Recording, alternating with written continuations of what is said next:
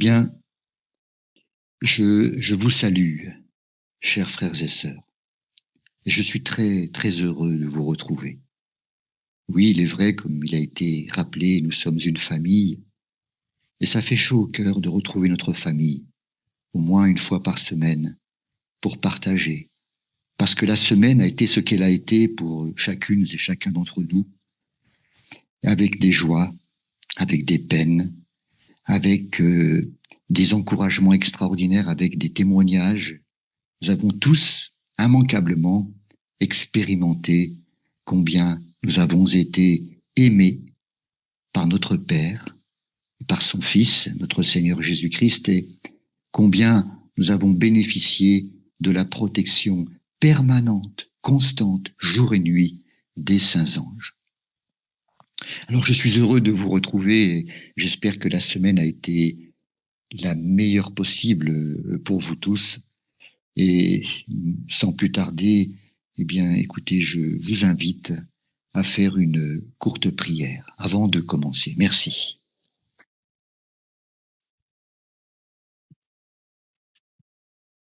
Cher Père bien-aimé, béni sois-tu d'éternité en éternité. À toi, Éternel, la grandeur, la force et la magnificence, l'éternité et la gloire, car tout ce qui est au ciel et sur la terre t'appartient. À toi, Éternel, le règne et la puissance. Maintenant, ô notre Dieu, nous te louons et nous célébrons ton nom glorieux en ton saint jour. À présent, cher Père, nous allons réfléchir ensemble sur cette question ô combien importante. Sommes-nous prêts pour affronter la crise finale? Nous te remercions d'animer l'assemblée tout entière et ton serviteur. J'en ai besoin tout spécialement de remplir de ton esprit afin que nous soyons bien disposés pour entendre, pour écouter et pour, par ta grâce, pratiquer tout ce que tu nous invites à faire dans notre vie de chaque jour et tout spécialement en gardant les yeux fixés sur ce qui est devant nous. C'est dans le nom de notre bien-aimé Sauveur, Jésus, que nous te prions. Amen. Amen. Amen.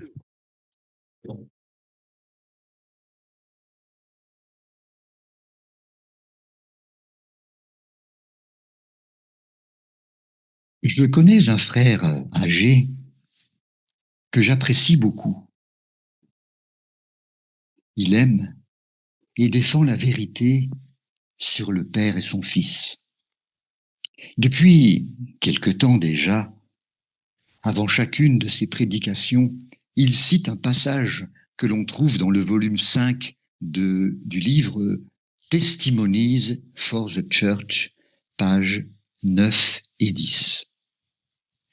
Je vous lis ce court passage. Nos prédicateurs ne font pas tout ce qu'il faut faire.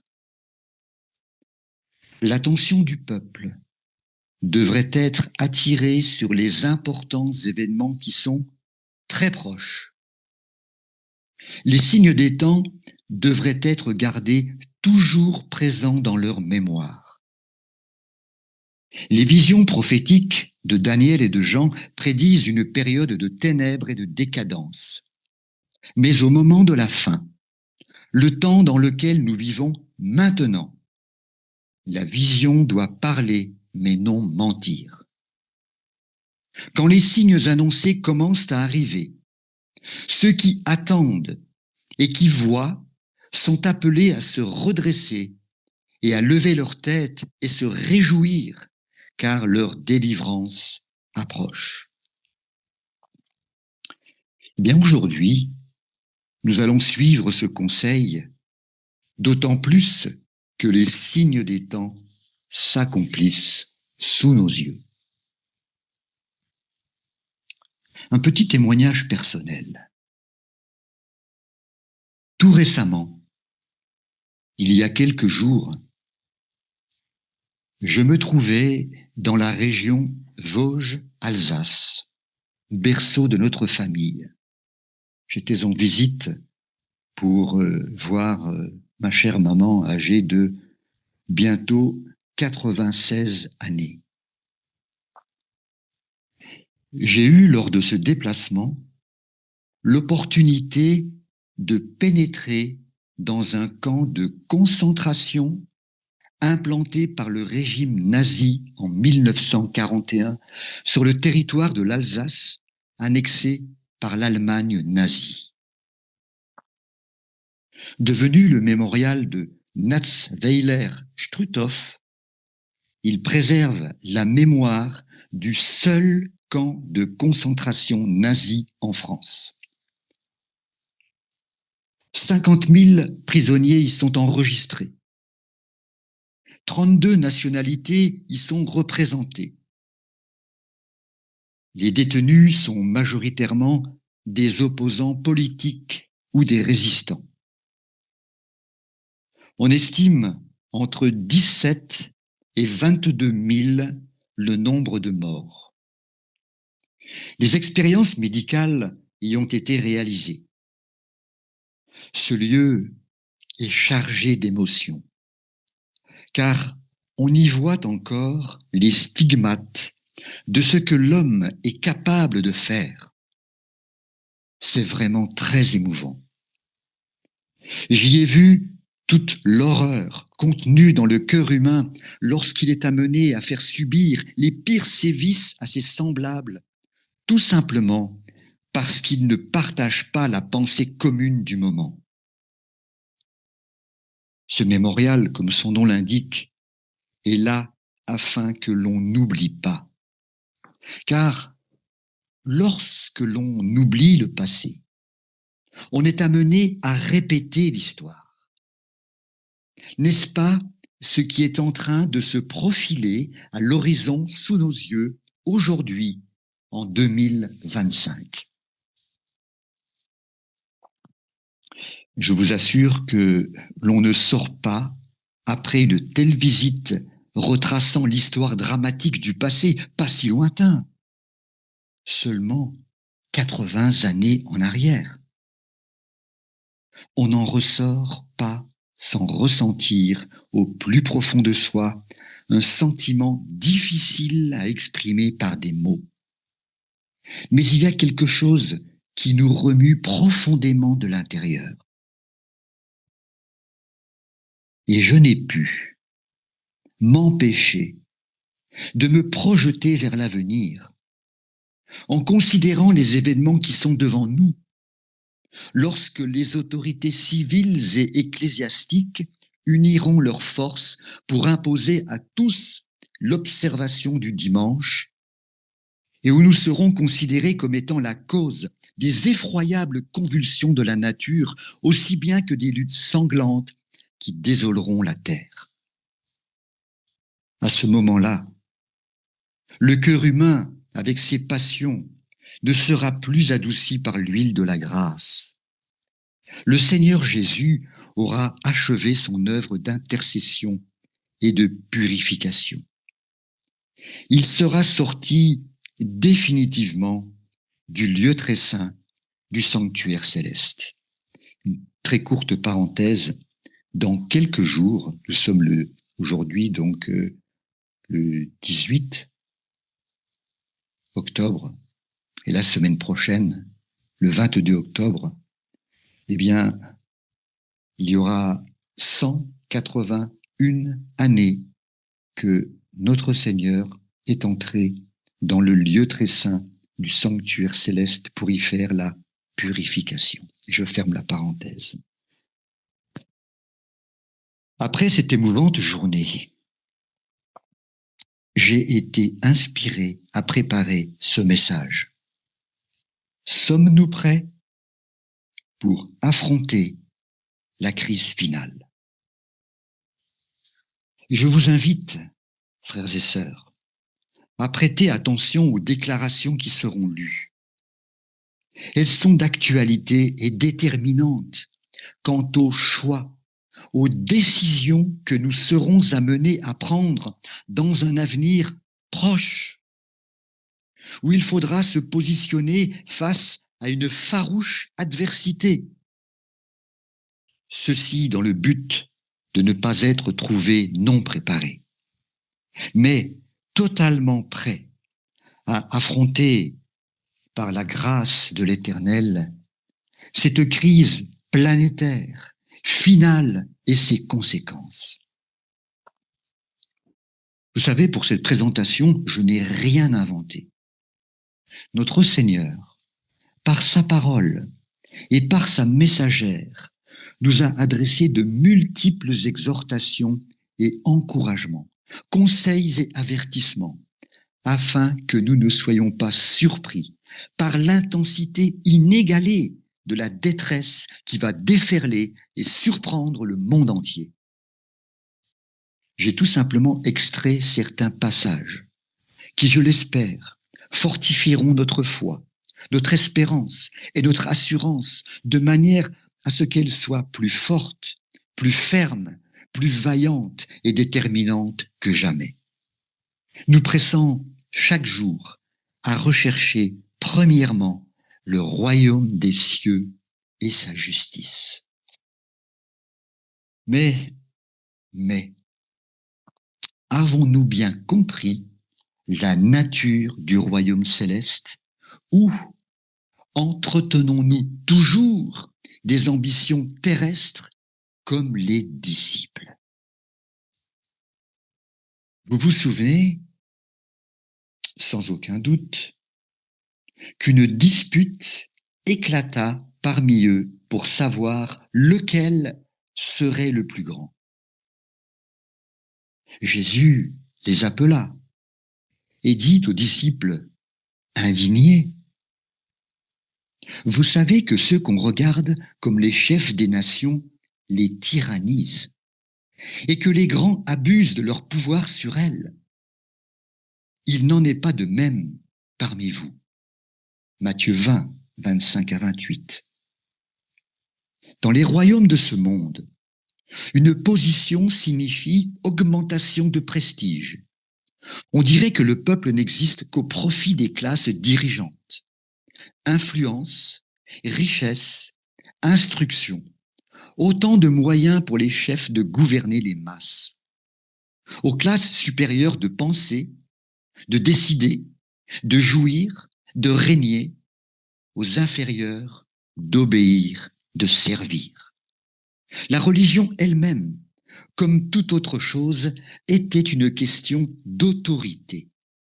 On attendait du peuple qu'il crût et agît conformément aux directives données par les supérieurs. Les droits de l'homme, quant à penser et agir comme tel, pour son propre compte, étaient complètement méconnus.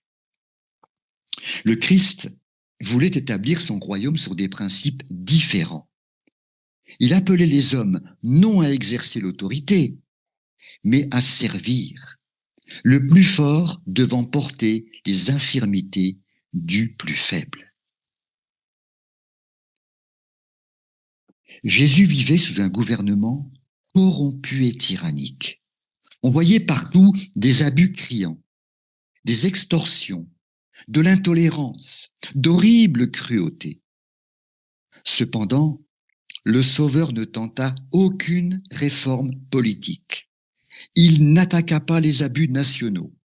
Il ne condamna pas les ennemis de sa nation. Il ne s'ingéra pas dans les affaires de l'autorité et de l'administration du pouvoir en exercice. Celui qui est notre modèle se tint à l'écart des gouvernements terrestres. Non qu'il fût indifférent aux maux des hommes, mais parce que le remède ne résidait pas uniquement dans des mesures humaines et externes. Pour réussir, il convient d'atteindre les individus et de régénérer les cœurs. Nous lisons cela dans le livre Jésus-Christ, page 543 et page 506. Jésus déclare: « Mon royaume n'est pas de ce monde. » Jean 18, verset 36. Et Jésus refusait un trône terrestre. Mais frères et sœurs, nous pouvons, tout comme Pierre, déclarer que nous suivrons Jésus, y compris dans les situations les plus dramatiques et périlleuses de notre vie. Et lorsque la crise qui est devant nous sera là, être assuré que nous ne défaillirons pas. Vous rappelez-vous les paroles que Pierre déclara avec force, que l'on lit dans Jean 13, 37, dans Matthieu 16, 16. « Tu es le Christ, le Fils du Dieu vivant. Je donnerai ma vie pour toi. » Ainsi, nous ne pouvons douter un seul instant que Pierre était tout à fait convaincu que Jésus était le Rédempteur du monde, le Sauveur promis, le Fils de Dieu. Et pourtant, aussi forte et ferme que soit la conviction de Pierre, celle-ci l'a conduite au coq, c'est-à-dire à renier son maître. Pourquoi cela est arrivé? Il est possible que Pierre avait une haute estime de lui-même, accompagnée d'une grande confiance en sa propre personne. Toutefois, à ce stade, il n'avait pas encore appris à se méfier de son moi, qui n'était pas crucifié avec Christ, sa chair non soumise à l'esprit du Sauveur. Son terrible reniement lui fit prendre alors conscience de sa triste condition. Il se vit tel qu'il était réellement. Et plus encore, l'attitude de son Seigneur face à son triple reniement, à sa trahison, lorsque le visage attristé de Jésus, son regard plein d'amour, son expression pleine de compassion croisa les yeux du disciple honteux de son attitude. Le cœur de Pierre se brisa entièrement et fit voler en éclats tout ce qui était encore charnel en lui. Le vieil homme fut anéanti.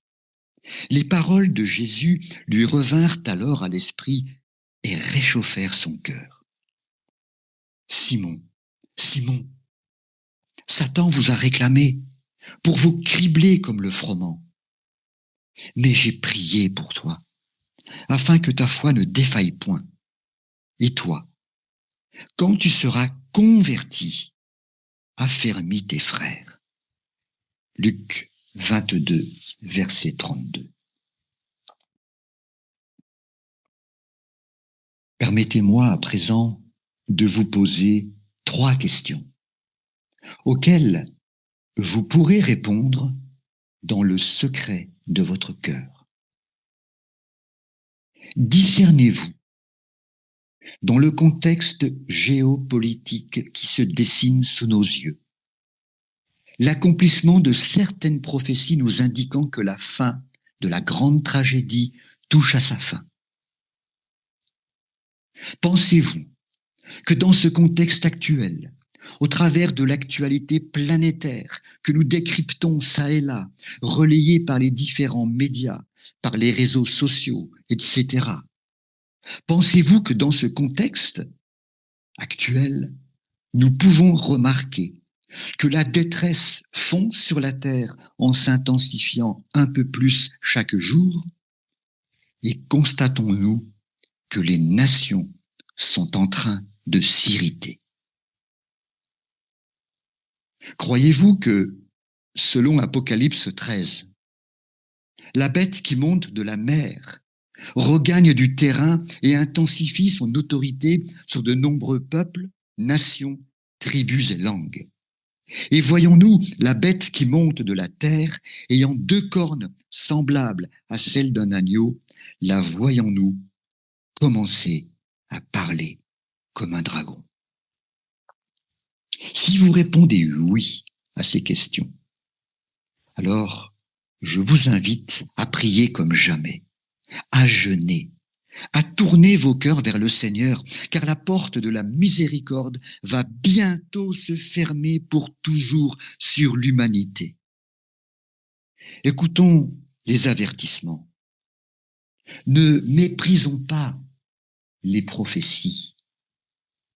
Soyons enracinés dans la pure vérité de la lampe sacrée afin de ne pas être surpris. Veillez et priez, nous exhorte notre Seigneur. Ne répétons pas la tragique expérience des disciples qui, bien qu'ayant été prévenus et avertis de ce qui devait se passer, n'y ont pas pris garde et se sont trouvés désemparés lors de cette terrible nuit commencée dans la chambre haute, puis dans le jardin de Gethsémane, puis lors de l'arrestation du Sauveur et durant les diverses comparutions de Jésus devant le tribunal d'Anne et de Caïphe, puis de Pilate et d'Hérode, pour s'achever sur la croix du calvaire.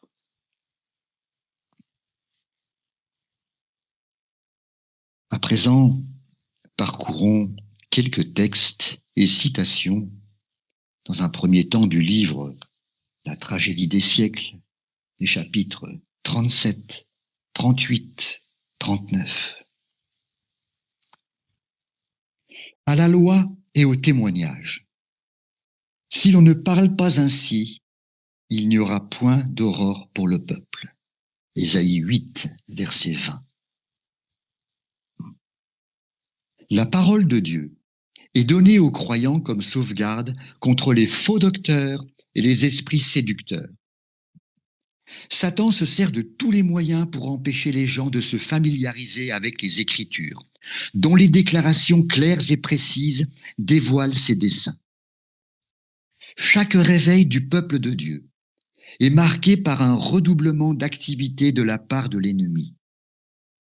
Il rassemble maintenant ses dernières énergies pour un assaut final contre le Christ et ses disciples. La grande et suprême séduction est imminente. L'Antichrist va opérer ses plus grands prodiges sous nos yeux. La contrefaçon sera si parfaite qu'il ne sera possible de la démasquer que par les Écritures.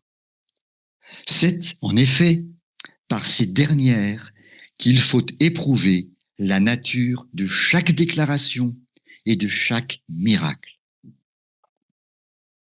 Ceux qui s'efforcent d'observer tous les commandements de Dieu devront affronter l'opposition et la moquerie. Ce n'est que par la confiance en Dieu qu'ils pourront subsister. Il faut, pour faire face aux épreuves qui les attendent, qu'ils comprennent la volonté de Dieu telle qu'elle est révélée dans sa parole. Ils ne pourront honorer l'Éternel que dans la mesure où ils auront une juste conception de son caractère, de son gouvernement et de ses desseins, et où ils se conformeront à ces derniers.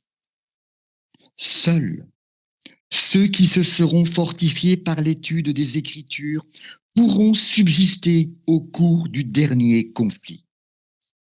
Chacun devra résoudre cette question vitale. Obéirai-je à Dieu ou obéirai-je aux hommes? L'heure décisive est imminente. Nos pieds reposent-ils sur le rocher immuable des Écritures? Sommes-nous prêts à prendre la défense des commandements de Dieu et de la foi de Jésus?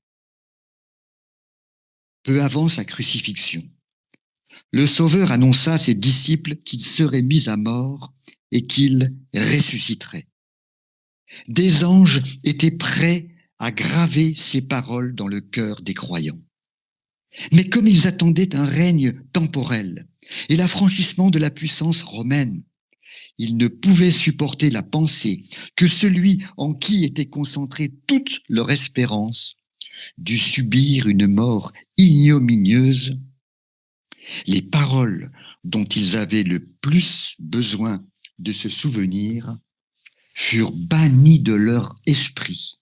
Et l'heure de la crise, la mort de Jésus, les trouva aussi peu préparés que si le Maître ne les en eût jamais prévenus. Or, l'Écriture nous révèle aussi clairement l'avenir que les paroles de Jésus l'avaient fait pour les disciples.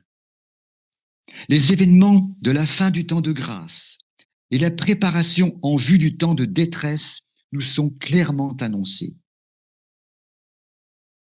Mais une foule de gens ne comprennent pas mieux ces choses que si elles n'avaient pas été révélées. Satan veille à effacer toute impression qui pourrait rendre les hommes sages à salut. Et le temps de détresse les trouvera non préparés. Quand Dieu envoie au monde des messages si importants qu'il les représente par des anges volant au milieu du ciel, il exige que toute personne douée de raison y prenne garde. Les terribles châtiments qui menacent les adorateurs de la bête et de son image devraient nous pousser à étudier cette prophétie avec le plus grand soin, afin d'apprendre ce qu'est la marque de la bête et comment on peut l'éviter. Mais les masses détournent l'oreille de la vérité et accordent leur attention à des fables. L'apôtre Paul parle des derniers jours en ces termes. Il viendra un temps où les hommes ne supporteront pas la saine doctrine. Ce temps est venu. Les foules ne goûtent pas les vérités de la Bible qui entrent en conflit avec l'amour du monde. Et Satan leur fournit les chimères qui leur plaisent. Dieu aura cependant sur la terre un peuple qui s'attachera à sa parole et qui en fera la pierre de touche de toute doctrine et le fondement de toute réforme. Ni l'opinion des savants, ni les déductions de la science, ni les credos, ni les décisions des conciles et assemblées ecclésiastiques, aussi discordants que nombreux, ne doivent être pris en considération sur un point de foi religieuse. Avant d'accepter une doctrine quelconque, il faut s'assurer qu'elle a en sa faveur un clair et précis « ainsi dit l'Éternel ». C'est au moment de la crise que seront manifestés ceux qui ont pris la parole de Dieu pour règle. En été, la différence entre un arbre à feuilles persistantes et un autre n'est pas sensible. Mais quand viennent les frimas, l'un reste vert et l'autre se dépouille de son feuillage. Ainsi, les faux chrétiens peuvent maintenant ne pas se distinguer des vrais. Mais le temps approche où la différence éclatera, que l'opposition, le fanatisme et l'intolérance s'élèvent, que les feux de la persécution se rallument. Aussitôt, les mal affermis et les hypocrites abandonneront la foi, tandis que le vrai chrétien demeurera ferme comme un rocher, la foi plus forte et l'espérance plus radieuse qu'au jour de la prospérité. Le monde va au-devant d'une terrible crise. Les nations de la terre, coalisées pour faire la guerre au commandement de Dieu, décréteront que tous, petits et grands, et riches et pauvres, libres et esclaves, sont tenus de se conformer aux usages de l'Église en observant un faux jour de repos. Et quiconque s'y refusera sera passible de peine civile et finalement déclaré digne de mort. D'autre part, la loi divine, enjoignant l'observation du jour de repos du Créateur, exige l'obéissance et menace de la colère de Dieu celui qui en transgresse les préceptes. Jusqu'ici, Les propagateurs du message du troisième ange ont été considérés comme de simples alarmistes. On a qualifié de vaines et d'absurdes leurs prédictions annonçant que les États-Unis glisseraient un jour dans l'intolérance religieuse. L'État et l'Église unissant leurs efforts pour persécuter les observateurs des commandements de Dieu. On a hautement affirmé que jamais ce pays ne reniera son passé et qu'il restera toujours le champion de la liberté religieuse. Mais au moment où l'obligation d'observer le dimanche sera sérieusement agitée, lorsqu'on verra s'approcher l'événement déclaré improbable, le message du troisième ange provoquera un effet qu'il n'aurait pas pu produire auparavant. Et le mouvement dominical devenant plus hardi, l'Église fera appel aux bras puissants de l'autorité civile, catholiques et protestants agissant de concert. Au nom de la loi, les observateurs des commandements de Dieu seront menacés d'amendes et d'emprisonnement. L'obéissance fidèle à la parole de Dieu sera qualifiée de rébellion. Aveuglés par Satan, des parents se montreront intraitables envers leurs enfants croyants, qu'ils déshériteront et chasseront de leur foyer. Des maîtres opprimeront leurs serviteurs fidèles à Dieu. Ces paroles de Paul s'accompliront littéralement. Tous ceux qui veulent vivre pieusement dans Jésus-Christ seront persécutés. Leur refus d'observer le dimanche les exposera à la prison, à l'exil et au mauvais traitement. Au point de vue humain, tout cela paraît maintenant impossible. Mais lorsque la puissance du Saint-Esprit se retirera de la terre et que le monde sera entièrement sous l'empire de l'ennemi, on verra des choses étranges. Le cœur humain peut devenir bien cruel lorsque la crainte et l'amour de Dieu en ont été bannis.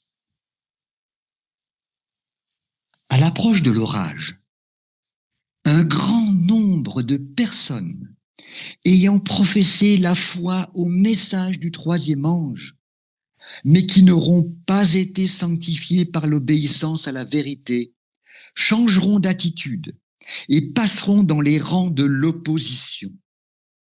En s'unissant au monde et en participant à son esprit, elles en viendront à envisager les choses à peu près sous le même angle.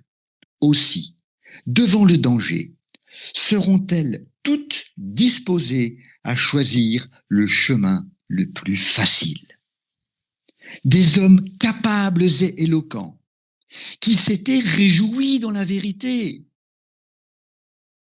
se serviront de leur talent pour circonvenir et détourner les âmes, et ils deviendront les ennemis les plus acharnés de leurs anciens frères. Quand des observateurs du sabbat seront traînés devant les tribunaux pour y rendre raison de leur foi, ces apostats, véritables agents de Satan, seront les plus empressés à les accuser, à les calomnier et à leur aliéner les sympathies des juges par leurs mensonges et leurs insinuations. Durant cette période de persécution, la foi des serviteurs de Dieu sera soumise à une rude épreuve. Ils auront fidèlement donné l'avertissement en s'appuyant uniquement sur Dieu et sur sa parole, contraints de parler par l'Esprit du Seigneur, stimulés par un saint zèle et par une puissante impulsion d'en haut, ils auront fait leur devoir, sans calculer les conséquences de leurs paroles. Ils n'auront songé ni à leurs intérêts personnels, ni à leur réputation, ni à leur vie. Et pourtant, l'orage de l'opprobre et de l'opposition venant à fondre sur eux, quelques-uns seront prêts à s'écrier dans leur consternation. Mais si nous avions prévu les conséquences de nos paroles, nous nous serions tus, entourés de difficultés, en but aux plus rudes assauts du diable. La mission qu'ils ont entreprise, menaçant de les écraser, ils perdront leur enthousiasme.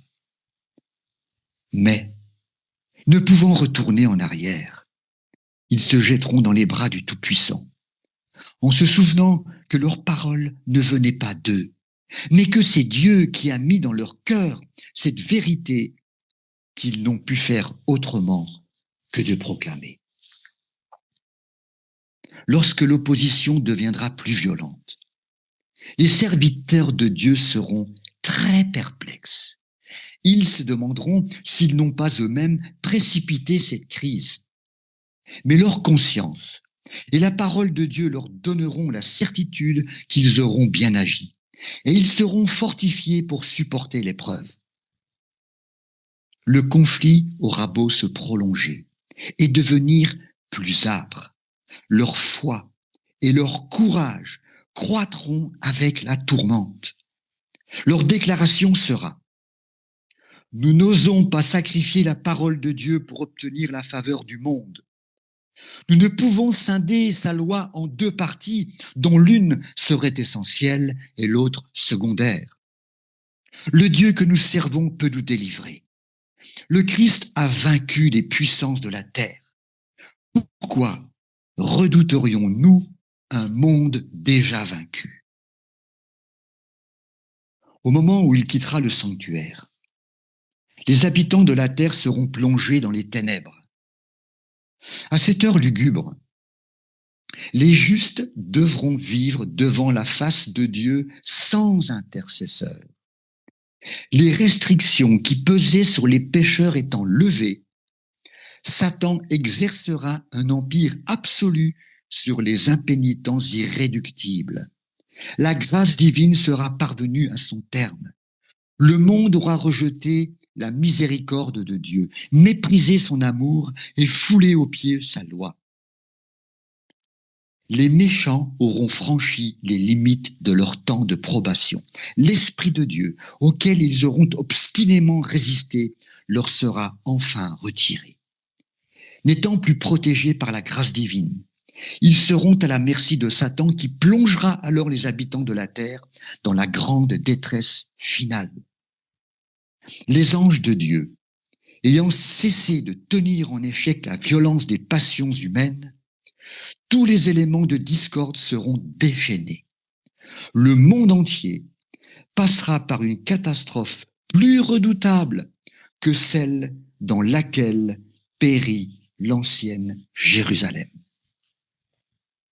Alors que le jour du repos sera la principale question agitée dans la chrétienté, et que les autorités civiles et ecclésiastiques auront uni leurs forces pour imposer à tous l'observation du dimanche, le refus obstiné d'une faible minorité de croyants de se soumettre aux exigences populaires fera d'eux les objets d'une exécration universelle.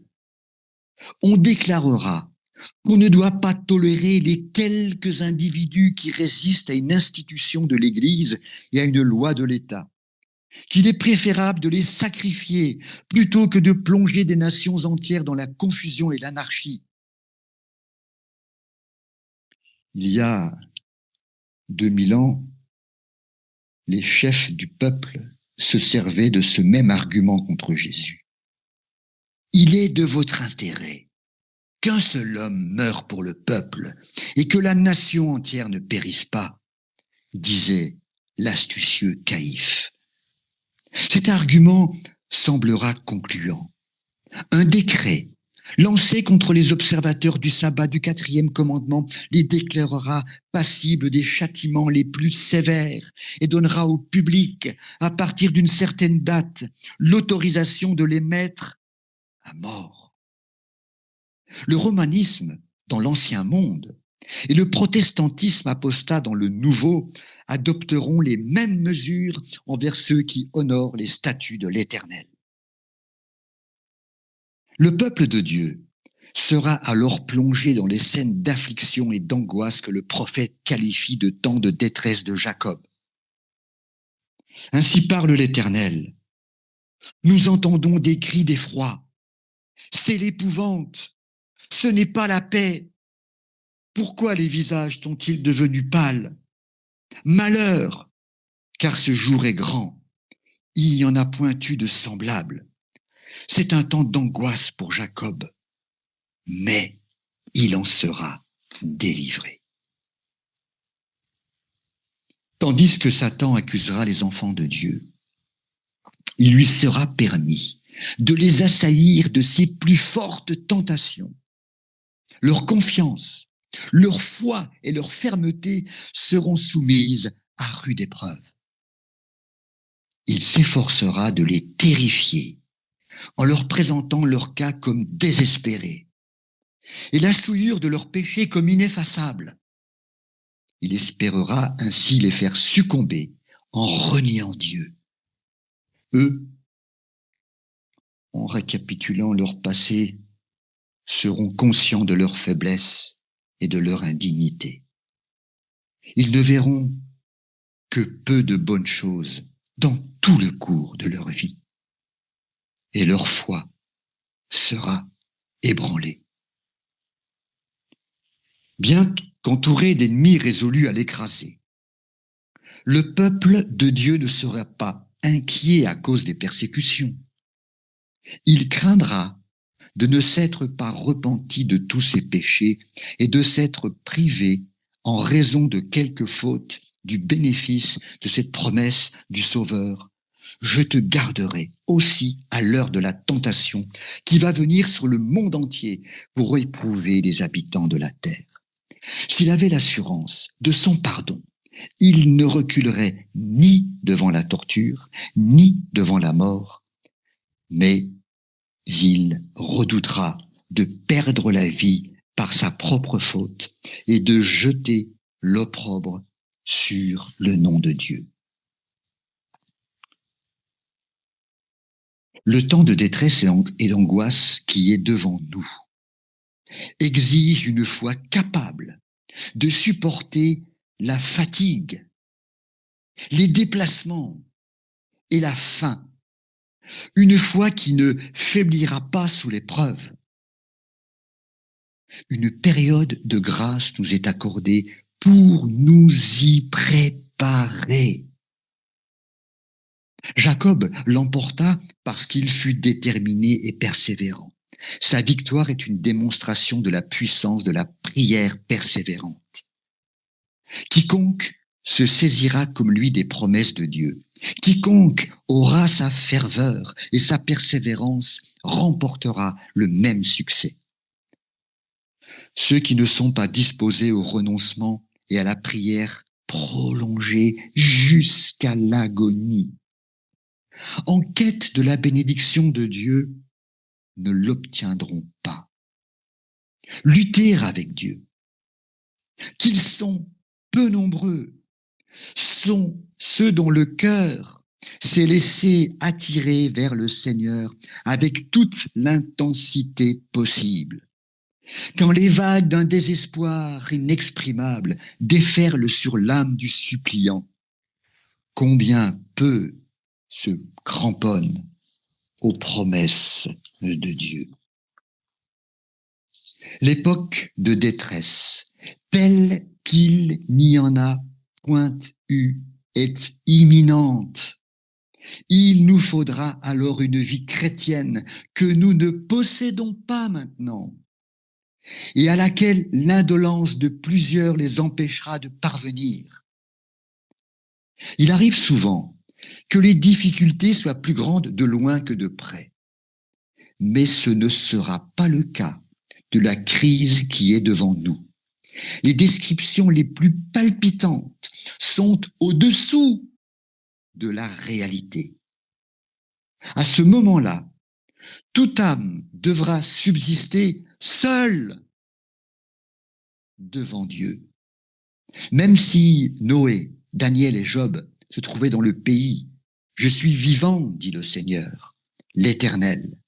Il ne sauverait ni fils, ni fille, mais ils sauveraient leur âme par leur justice. Lorsque les différents gouvernements de la chrétienté auront promulgué contre les observateurs des commandements un décret les mettant hors la loi et les livrant aux mains de leurs ennemis, les enfants de Dieu abandonneront les villes et les villages et se retireront par groupes dans les lieux les plus désolés et les plus solitaires. Comme les chrétiens des vallées vaudoises, beaucoup d'entre eux trouveront un refuge dans les montagnes, où ils établiront leur sanctuaire et rendront grâce à Dieu pour les rochers fortifiés. Mais un grand nombre d'entre eux, de toutes nations, et riches et pauvres, petits et grands, noirs et blancs, seront réduits au plus injuste et au plus cruel esclavage. Les bien-aimés de Dieu, chargés de chaînes, condamnés à mort, passeront de longues journées derrière des barreaux de prison. Quelques-uns seront même apparemment destinés à mourir d'inanition en des cachots infects où leurs soupirs ne seront recueillis par aucune oreille humaine et où nul n'ira leur porter secours. Le Seigneur oubliera-t-il son peuple à cette heure suprême? Oublia-t-il le fidèle Noé lorsque ses jugements fondirent sur le monde antédiluvien? Oublia-t-il Lot lorsque le feu du ciel dévora les villes de la plaine? Oublia-t-il Joseph en Égypte, au milieu des idolâtres? Oublia-t-il Élie, menacé par Jézabel du sort qu'il avait fait subir aux prophètes de Baal? Oublia-t-il Jérémie dans le puits fangeux qui lui servait de prison? Oublia-t-il les 3 jeunes Hébreux dans la fournaise ardente? Ou Daniel dans la fosse aux lions? Si on disait « L'Éternel m'abandonne, le Seigneur m'oublie », une femme oublie-t-elle l'enfant qu'elle allait? N'a-t-elle pas pitié du fruit de ses entrailles? Quand elle l'oublierait, moi je ne t'oublierai point. Voici, je t'ai gravé sur mes mains.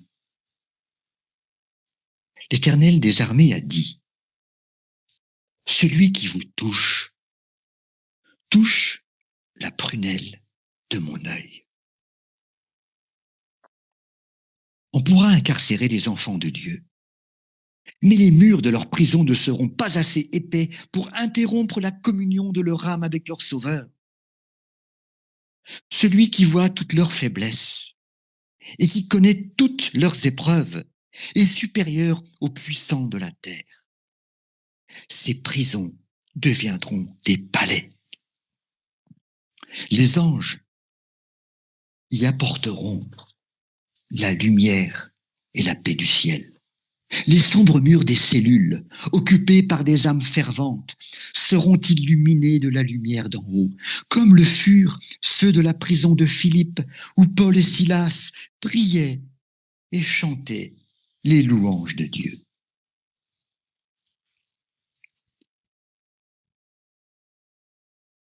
Je vous lis à présent un extrait qui se trouve dans le volume 5 des témoignages à la page 137. Ceux qui seront cachés dans les jours de la colère de Dieu. Parce que l'iniquité se sera accrue, l'amour du plus grand nombre se refroidira. Matthieu 24, verset 12.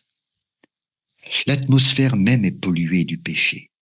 Bientôt, le peuple de Dieu sera testé au travers de cuissantes épreuves. Et une grande proportion de ceux qui apparaissent vrais et authentiques seront éliminés par ce crible. Une grande proportion. Au lieu d'être renforcés et confirmés par l'opposition, les menaces et les abus, ils vont lâchement prendre la position des opposants. La promesse est « car j'honorerai celui qui m'honore ». 1 Samuel 2, verset 30. Allons-nous être moins fermement attachés à la loi de Dieu parce que le monde, dans son ensemble, s'est efforcé de la rendre nulle? Déjà, les jugements de Dieu sont tout autour sur la terre, comme nous pouvons le voir au travers des tempêtes, des inondations, des orages, des tremblements de terre, en péril sur la terre et sur la mer. Le grand je suis est en train de parler à ceux qui rendent nulle sa loi. Quand la colère de Dieu sera déversée sur la terre, qui pourra le soutenir? Maintenant est le temps pour le peuple de Dieu de montrer eux-mêmes les véritables principes. Lorsque la religion de Christ est considérée avec mépris, quand sa loi est méprisée, alors notre zèle devrait être plus ardent, notre courage et notre fermeté plus déterminés. Pour tenir et défendre la vérité et la justice, lorsque la majorité nous abandonnera, pour combattre les luttes du Seigneur, lorsque les champions sont rares. Ce sera là notre test. À ce moment-là, nous devrons trouver de la chaleur dans la froideur des autres, le courage dans leur lâcheté et la fidélité dans leur trahison. Le peuple sera du côté du grand chef rebelle. Dans le livre Testimony for the Church, volume 9, page 11, nous lisons: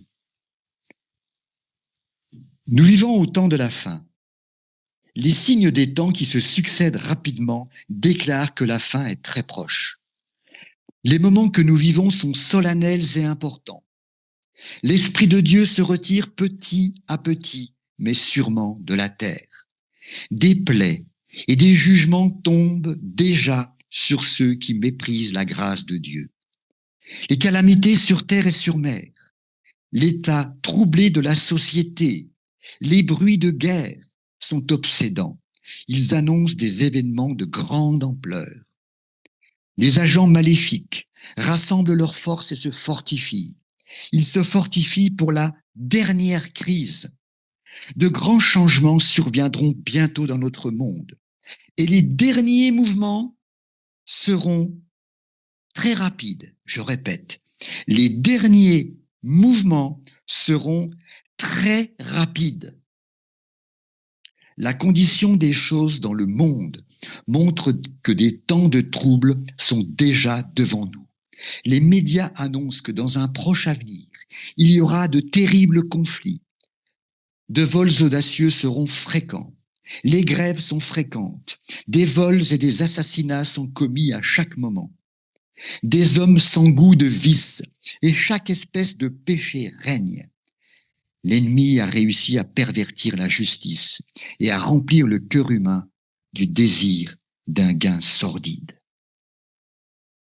Sache que, dans les derniers jours, il y aura des temps difficiles, car les hommes seront égoïstes, amis de l'argent, fanfarons, hautains, blasphémateurs, rebelles à leurs parents, ingrats, irréligieux, insensibles, déloyaux, calomniateurs, intempérants, cruels, ennemis des gens de bien, traîtres, emportés, enflés d'orgueil, aimant le plaisir plus que Dieu, ayant l'apparence de la piété, mais reniant ce qui en fait la force.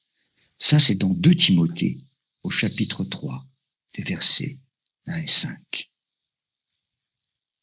Je vous fais part à présent de 3 courts extraits d'une vision reçue par Ellen White. Nous le trouvons dans le document manuscrit 15 de 1850. Je lis. Une vision que le Seigneur m'a donnée le 23 octobre 1850 dans la maison de frère Nichols à Dorchester. J'ai vu que la bête à 2 cornes avait une gueule de dragon, que son pouvoir était dans sa tête et que le décret sortirait de sa bouche. Puis j'ai vu la mère des prostituées, que la mère n'était pas les filles, mais qu'elle était séparée et distincte d'elles.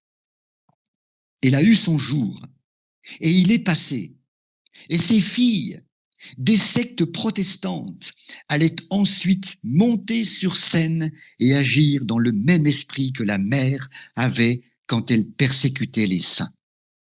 J'ai vu qu'au fur et à mesure que la mère déclinait en pouvoir, les filles grandissaient, et bientôt elles exerceront le pouvoir une fois que la mère l'aura manifesté. J'ai vu que les églises nominales et les adventistes nominaux, comme Judas, nous trahiraient auprès des catholiques pour obtenir leur influence afin de venir contre les saints. Les saints seront un peuple obscur, mais peu connu des catholiques. Mais l'Église et les adventistes nominaux connaîtront notre foi et nos coutumes et trahiront les saints et les dénonceront aux catholiques comme ceux qui méprisent l'institution du pape, c'est-à-dire qu'ils respectent le sabbat et ne tiennent pas compte du dimanche.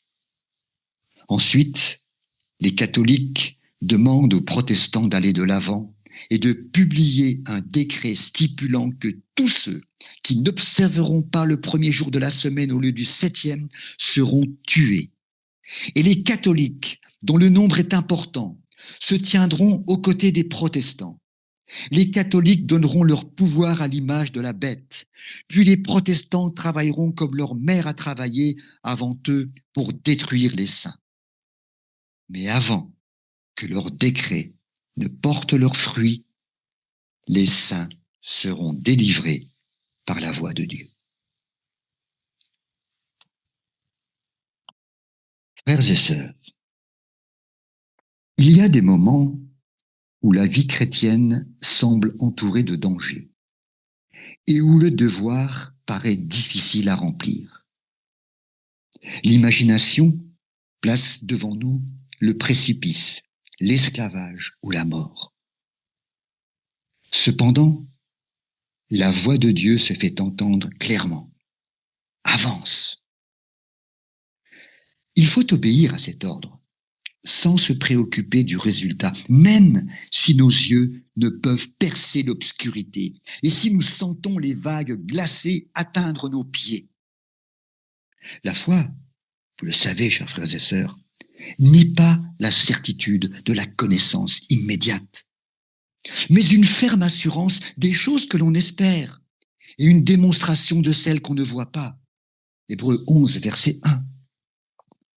Quand les dirigeants de ce monde s'allieront aux conducteurs religieux pour dicter des lois en matière de conscience, on saura alors qui craint et sert vraiment le Seigneur. C'est au moment où les ténèbres seront les plus épaisses que le caractère façonné par le divin potier brillera dans tout son éclat. Quand tous les espoirs s'effondreront, alors on pourra voir quels sont ceux dont la confiance est restée ferme en Dieu. Conquérant Pacifique, page 382. Quand le monde invalidera la loi de l'Éternel, quel en sera l'effet sur les justes qui obéissent sincèrement? Seront-ils entraînés par le courant irrésistible du mal? En voyant tant de personnes se ranger sous le drapeau du prince des ténèbres, est-ce que le peuple de Dieu, qui observe les commandements de Dieu, reniera son serment de fidélité? jamais.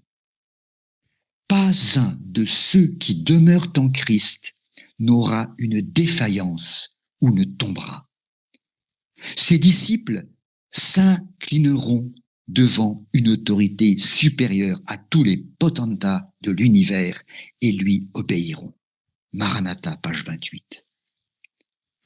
Nous ne devons pas penser que nous ne pourrons pas supporter la persécution. Nous aurons à passer par des temps terribles.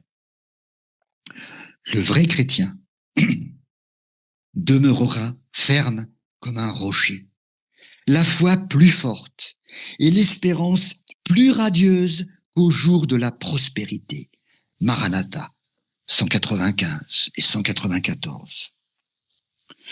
Le disciple du Christ, qui de nos jours dissimule sa foi par crainte de la souffrance ou du reproche, renie son Seigneur aussi sûrement que Pierre l'a fait dans la salle du tribunal. 3 SP, page 112. Attention, frères et sœurs, attention.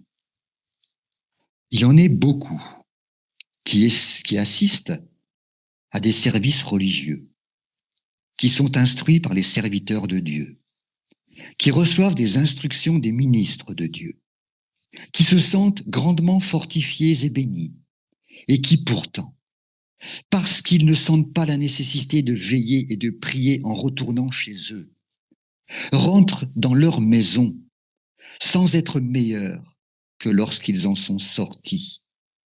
Sentant ce qui leur manque, ils sont souvent enclins à se plaindre des autres ou à murmurer contre Dieu.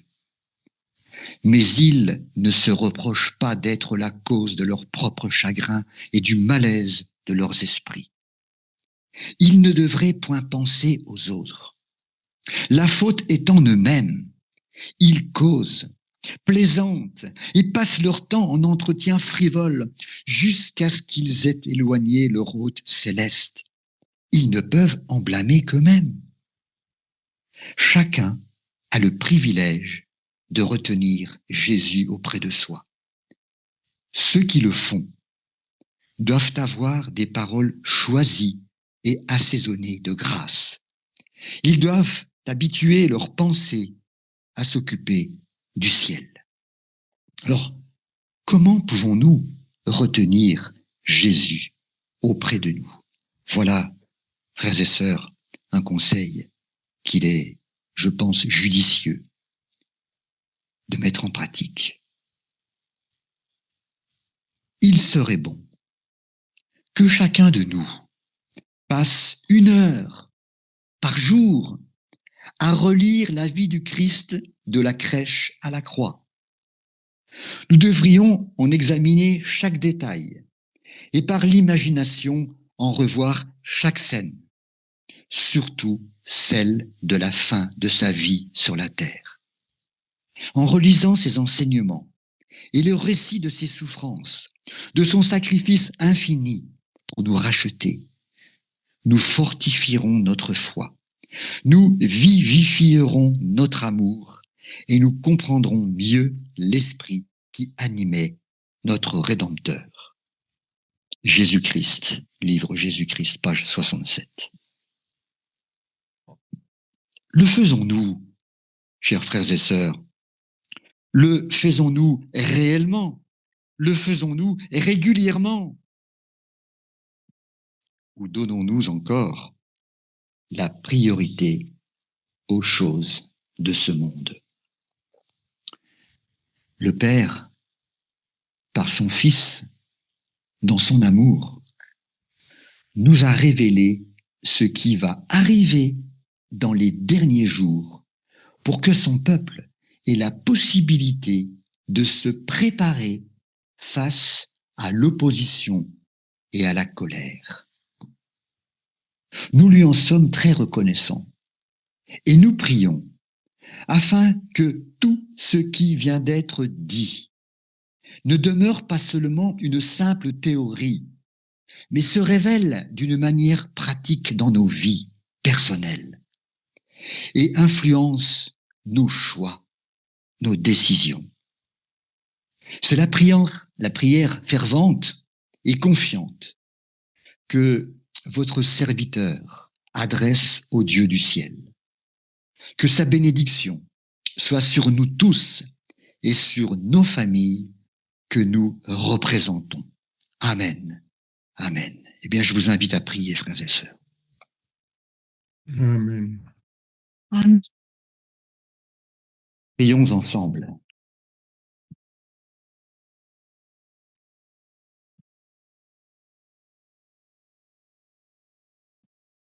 Notre cher Père céleste, nous te remercions pour les moments passés dans la réflexion profonde de tout ce qui a été dit maintes et maintes fois depuis tant d'années,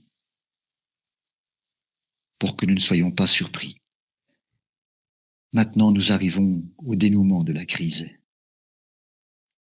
au dénouement de la grande tragédie, et devant nous des événements, comme nous l'avons lu, que nous n'arrivons même pas à imaginer, sont là et se mettent en place avec une rapidité à laquelle nous ne sommes même pas préparés.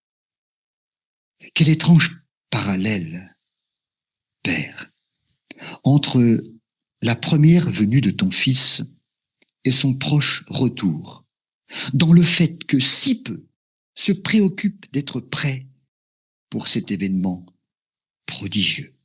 Et nous savons, parce que toute ta parole nous le dit, et nous le constatons nous-mêmes, si l'on oublie l'histoire et les leçons du passé, on est amené à répéter l'histoire avec tout ce qu'elle peut comporter de tragique.